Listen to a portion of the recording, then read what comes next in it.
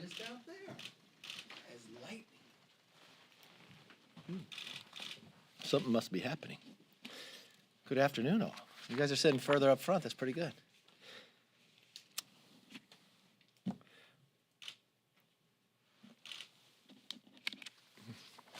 You all ready? All right. Just want to make sure. Well, another week, and a few more Democrats announced retirement. Another week, and morale across this country has plummeted. 70%. Think about that. 70% of Americans describe the economy of America as poor or not so good. That's the highest numbers it's been since the last time President Biden was serving in the White House. U.S. consumer confidence recently plunged to a 10-year low. 1 in 4 consumers have reported reducing their living standards. We're talking about America.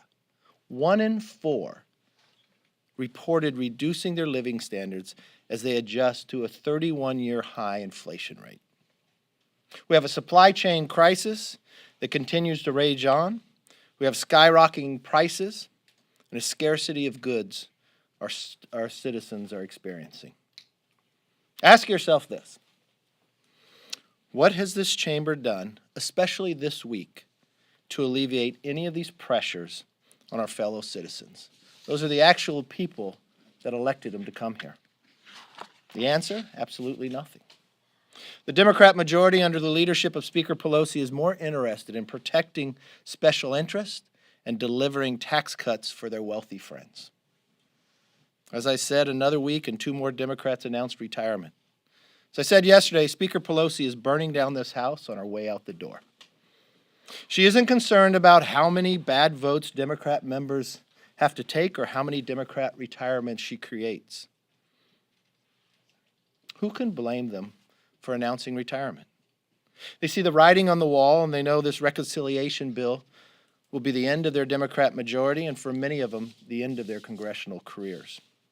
If House Democrats follow through with passing this, which we wonder if it's possible, it will all but guarantee any Democrat that sits in a seat that is a D plus 10, they are at risk of losing their race. I don't know how Representatives Spanberger or Luria are going to defend this vote and run for re-election. Consider this, just in Virginia, 2 weeks ago. Governor-elect Glenn Youngkin won their districts by 11 and 8 points respectively. If you even listen to what Spanberger said after that election of Joe Biden, he wasn't elected to be FDR. But the bill they want to bring up today, the chief of staff to Biden brags it's bigger than the New Deal.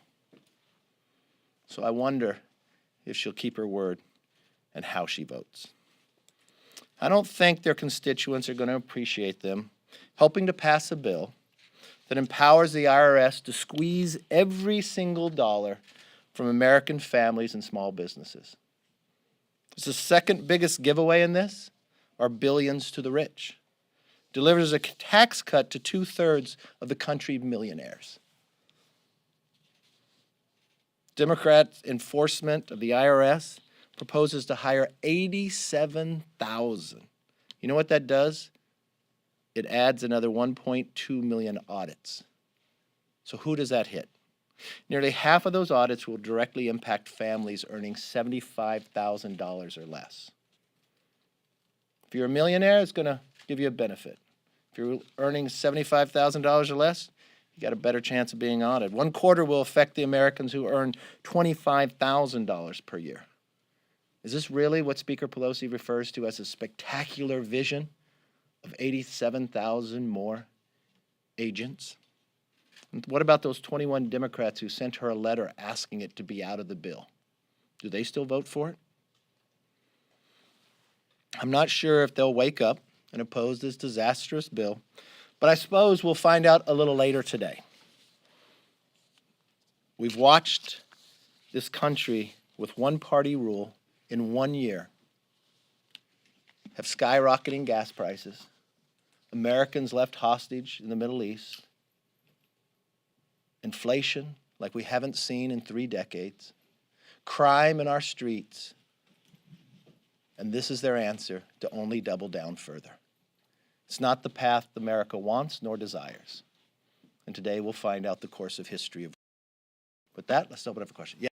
Leader McCarthy, if Republicans win back the majority in the next election, do you plan on stripping any Democrats of their committee assignments? And if so, who are some of those Democrats that might be in danger of losing their committee seats? Look, I think I was very clear in my speech yesterday. Pelosi has set new policies here. Those same members that I talked about in my speech voted for those new policies. This isn't about threats, but it's about holding people accountable. I think the majority is going to have to approve any of those members on the committees of which they could serve. McCarthy. With regards to Republicans who have been stripped of their committee assignments by this majority, do you plan to give Marjorie Taylor Greene and Paul Gosar their committee assignments back if you take the majority? Yeah. The committee assignment they have now, they may have other committee assignments. They may have better committee assignments. I think with Gosar, those are the ones he wants. Taylor Greene, she was just a freshman. I know she's requested others. She has a right to serve on committees. Yes. In regard to reconciliation, part of the Build Back Better Act has to do with universal pre-K, but yet parents can't use that to send their kids to religious schools. Your reaction to that? Control of government trying to pick and choose. You know, yesterday, and I don't think we enrolled it yet, but introduced it, we talked about a Parents' Bill of Rights.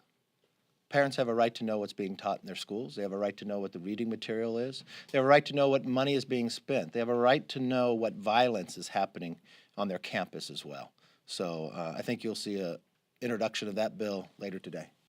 Thanks, Leader McCarthy. I wanted to ask you about the 2022 Winter Olympics in Beijing. Do you support either a full or diplomatic boycott of that? And then also, what would your message to the athletes be? I have a hard time wondering why the world would reward China, especially after COVID, with another Olympics. I would have a hard time wondering why we wouldn't move it to another country. I would support the moving of the Olympics. Paul, you doing okay? Got any questions? I worry about you sometimes. When's the last time you spoke to Donald Trump? This morning. He called up. He was on the golf course. Did he talk about yesterday at all? Or No. campaign? Catching up, just him. No, wasn't even campaign either. I have lots of friends. I talk to a lot of people. You can call me sometime, too. You haven't called me in a long time. That's why I worry about you. I want to make sure you're doing okay. Send me your phone number. I'll call. It's the same one I've always had. I never changed my number. Yes. Why is it that the only thing Republicans will punish one of their own members for in this Congress is speaking out against Donald Trump? I don't understand your question.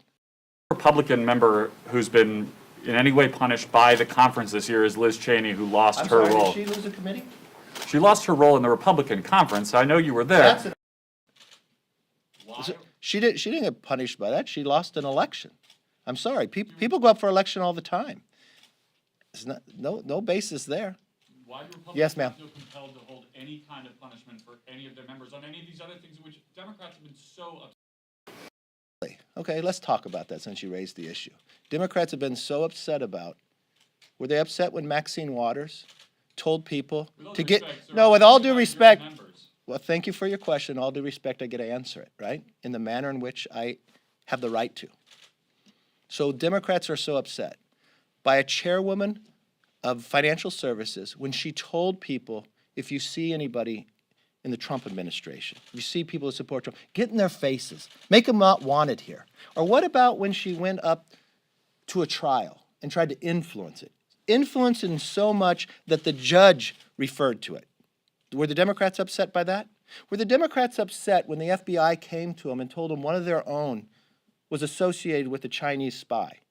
That same member Swalwell cannot get a security clearance in the private sector, but this Democrat Party that is so upset by everything rewarded this individual with the secrets of America and to serve on that committee.